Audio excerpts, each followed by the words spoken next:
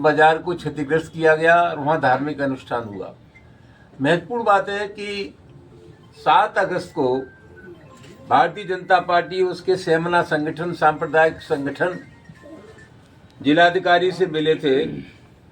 मुखलाल पाल जो उनके बीजेपी के जिला अध्यक्ष, उनके नेतृत्व में कि साहब 11 तारीख को हम जाएंगे और उस मजार पर जाकर के हम धार्मिक अनुष्ठान वगैरह करेंगे।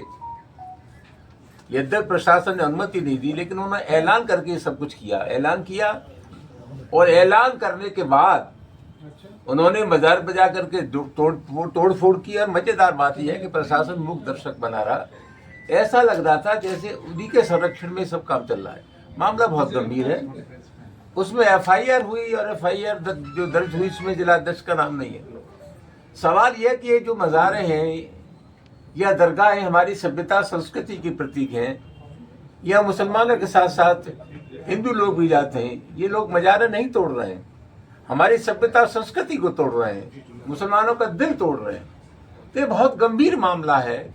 और लगता ये है कि कुल मिलाकर के इस हिंदुस्तान में जो मुसलमान हैं, जो दुनिया की आबादी के दूसरे स्थान पर हैं, उनके मन में एक डर और भय का वातावरण पैदा किया जा रहा है। ये बहुत गंभीर मामला है। सबसे बड़ा सवाल यह है कि प्रशासन की देखरेख में हुआ है और ये सांप्रदायिक शक्तियां, सांप्रदायिक जो संगठन है, तांडव नृत्य कर रहे हैं। इनके काम करने पर कहीं विराम नहीं है। तो मामला बहुत गंभीर है। हम पूछना ये चाहेंगे उत्तर प्रदेश की सरकार से कि आपराधिक प्रवृत्ति के लोग हैं, आपका बुलडोजर कहाँ है? योगी का बुलडोजर भी क्या जातीय धर्म को लेकर के चलता है?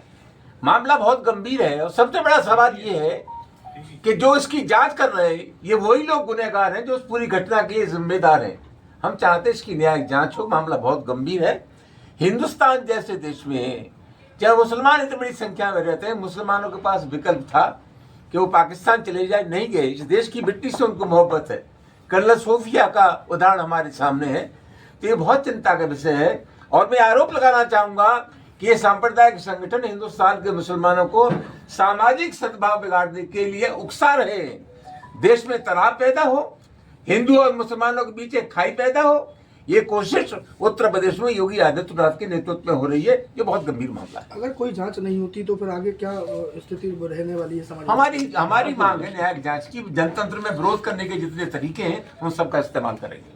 क्या इस पूरे मामले को लेकर अध्यक्ष जी से कोई बात हुई आगे रणनीति बनाने के लिए? नहीं, अध्यक्ष जी तो का इसमें बयान आ चुका है और ये पार्टी का स्टैंड है, पार्टी का मिजाज है।